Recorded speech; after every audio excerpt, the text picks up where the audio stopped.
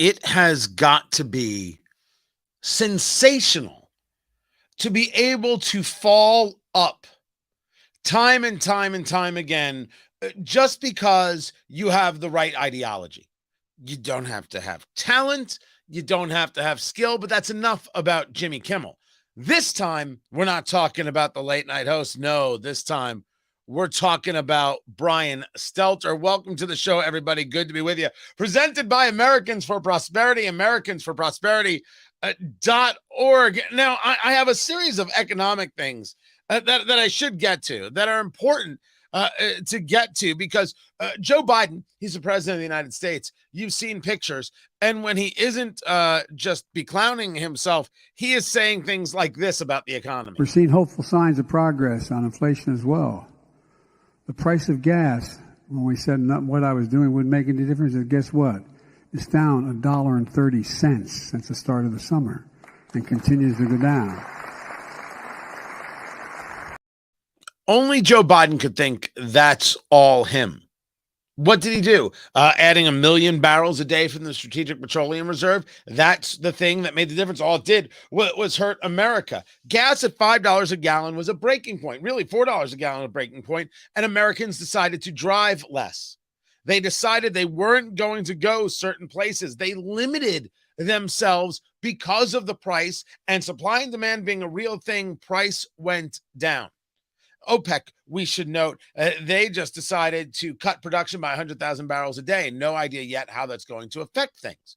I prefer it, personally, when gas prices are lower, but I don't pretend that what I'm seeing is because of something I did. I take a look at all of the factors, and the factors show us that what we're dealing with here is a lot of factors, including how the American people have reacted and responded to the high inflation. The high inflation, we're being told, is actually a problem. That way, a new poll shows 62% rather of Americans think we're in a recession. Inflation is near a 40-year high. Wage growth is slowing. What do you say to Americans who say the Biden economy isn't working for us? So inflation is way too high, and it's essential that we bring it down. And that's something that Americans feel every day. And I think it's what's causing them tremendous distress. Well, I'm so thankful that the Treasury Secretary notices that inflation is high and it's causing us distress. Yet Joe Biden is talking about how things are getting better constantly. The Washington Post put out a piece that said that Americans' concerns are easing. But when you read the article, it says that Americans are getting used to inflation, and so they're changing how they shop by going to bulk stores or buying less meat.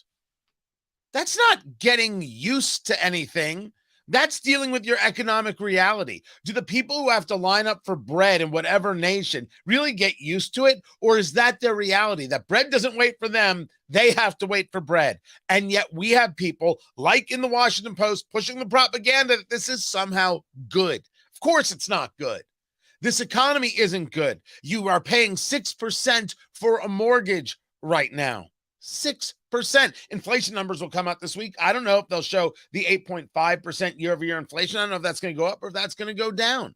We're seeing much more hiring taking place because people have realized that they can no longer rely on savings, or they've used up all their savings, and they actually have to bring a couple of bucks in the door. But that hiring is happening in more entry-level kinds of positions. At least that's what the information I'm getting anecdotally. Luckily for us, Brian Stelter is going to be fine. This is a real headline. Brian Stelter gets a media fellowship at Harvard.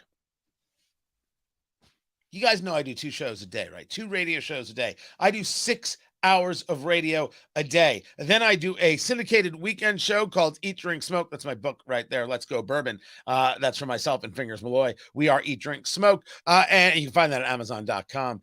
Listen, I got to sell books because I'm not getting any Harvard deals. A Harvard deal to be the Media and Democracy Fellow? The man had years to actually keep the media honest or bring them to task on his show, Reliable Sources, and it was the most unreliable show in America. That's saying something because MSNBC has a lot of programming. He got let go because the show wasn't interesting, because the ratings weren't there, because he didn't actually do his job. He believed himself to be smarter than the rest. He believed himself to be holier than thou. He believed himself pious and the arbiter of what is good and what is decent. But that's not what he was. And every rational person knows it. But we don't have rational people at Harvard. Harvard fails again. It can't sink any lower than this. And you said that when they brought in David Hogg. That's right. David Hogg, the Parkland student who decided, hey, I'll let all these networks just use me, and his parents allowed it, to move an anti-gun agenda. And now that he's an adult, well, you can say anything about him that you like. I never went after him when he wasn't 18. I just thought it was wrong. I thought the way that his adults all around him were abusing him and putting him on TV was wrong. Harvard was wrong.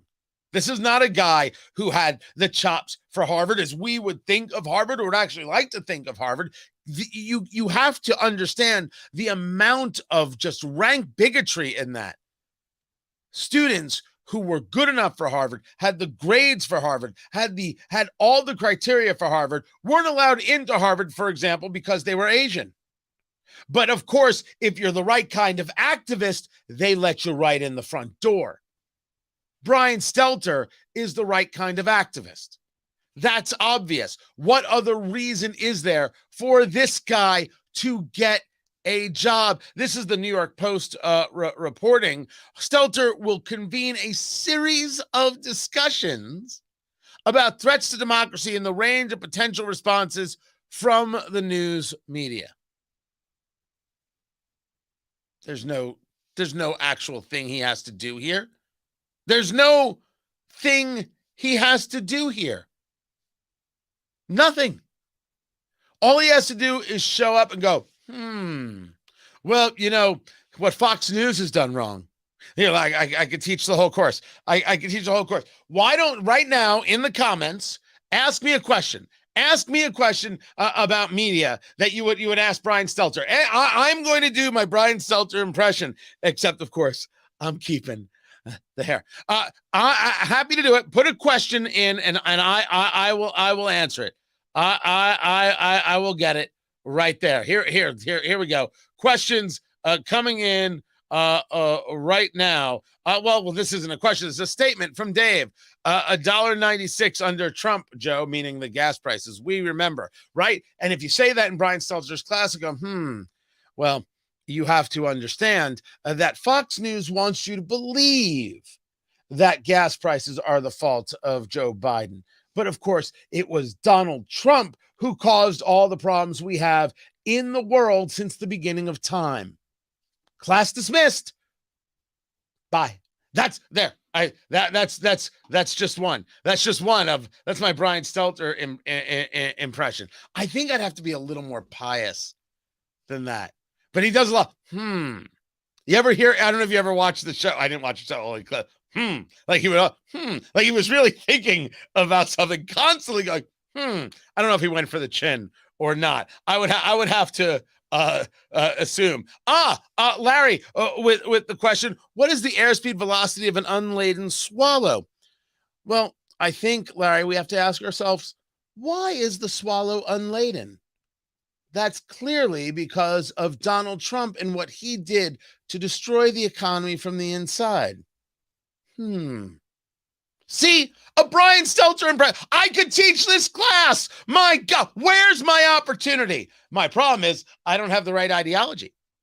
I don't have the ideology that will get me into Harvard. I don't have the ideology that will allow me to teach at Harvard, because Harvard is only interested in one thing: pushing out an activist class, not pushing out the people who are supposed to be the great thinkers of America. When you think of all the Supreme Court justices who are Harvard graduates, we should ask ourselves, maybe that's why we have problems.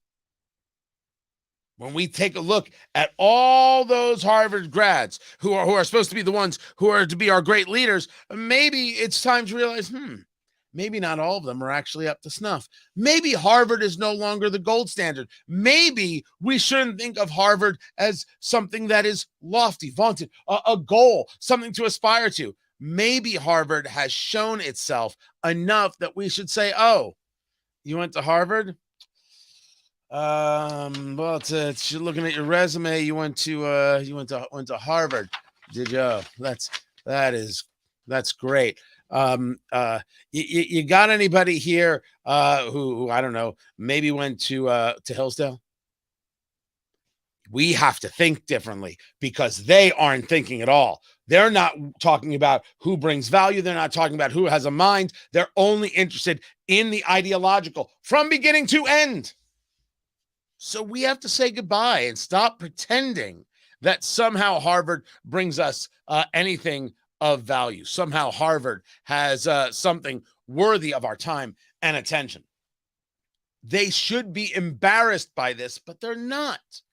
Getting him a job is, well, you knew it was coming. You knew he would get a job like this. I got to admit, I didn't think Harvard. I will say that. It was not in my mind that he would get the gig from Harvard, but you knew he'd end up somewhere. This is not the first time that the left protects those who are ideologically aligned. Being right doesn't matter. Having an intellect doesn't matter. Brian Stelter continues to fall up because he adheres to the ideology that they demand. I just want to know why they couldn't find a Hispanic media and democracy fellow at Harvard or a black woman to be a media and democracy fellow. I don't quite understand Harvard's bigotry, but hey, that ain't my problem.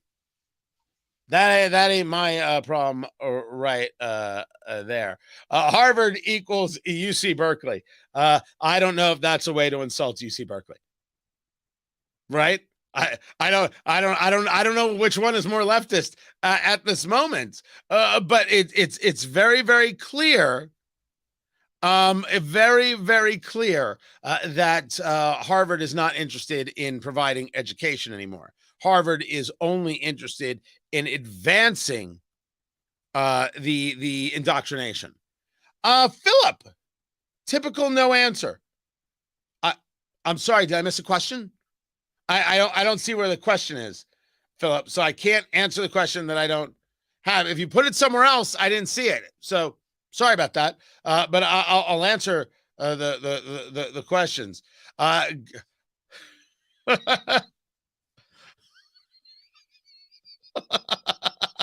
funny. Brian Stelter should teach gaslighting 101, 102, and 103. But it'll be 101, 202, and 303. Like he would teach graduate level courses in gaslighting at this stage here. That's good. That's pretty good. I'm proud of you right there. Good work. Good work. It's honestly, hey Robert, it's honestly so mind-boggling that I find myself speechless, which is extremely rare in my criticism of liberal idiocy. Our problem is that we're not certainly not discussing liberalism here. We're discussing progressivism, and we're not discussing intellect. We're discussing activism, and so we have to make sure that there is something that is worth looking at and studying classical liberalism, which is very different than the liberalism we see today. And certainly, if somebody was an academic liberal, we could disagree about subjects, about policy, about ideas. We could engage with each other on theory. What I'm saying is that Harvard isn't interested in a liberal mind. They're interested in an activist mind that fits the ideology of the day. That's the problem. It's not that they are engaged in a thought process or in a bit of scholarship that you and I might disagree with. We could be accepting of that. This is about no scholarship. This is about radical reaction, which is what activism has become under these people. There's no other reason to hire Brian Stelter. It does not exist. I honestly Ken, if I could be the chancellor of bourbon and cigars, I could do it. Dave, I'm totally with you. Right there. Dave Kepler. He owns a place called Smoker's Choice in Brownsburg, which is one of the most spectacular humidors. If you're in central Indiana, everything. It's huge. It's gigantic humidor. I love the place. It's a bit like Nirvana. If I thought I could just teach that, I would. As a matter of fact, that's kind of in the plans for what's coming. I've said too much, but maybe not enough, and I will. Glad you guys are here. Glad you guys are a part of what we're doing, and my thanks to the good people in Americans for Prosperity, AmericansForProsperity.org, freedom of speech, economic liberty. These are my people, and even when I disagree with them, they still sponsor the show. That's kind of awesome. That's a damn good group of people to be around. Thrilled you guys are here. Do not send your kids to Harvard. They deserve much, much better than activism at 50,000 plus a year. I want you to wrap it all in. You get to those kinds of numbers. Guys, I appreciate you. I'll catch you tomorrow. Find everything, TonyKatz.locals.com. You know that, right? You know that everything's at Locals? Everything's at Locals? That's what we're doing. Forget Facebook. Don't. TonyKatz.locals.com. TonyKatz.locals.com. That's where to go. That is the stuff you got to go check out. I'll see you guys tomorrow, and join me at WIBC, WIBC.com, 6 a.m. tomorrow. I'll be there. Take care, guys.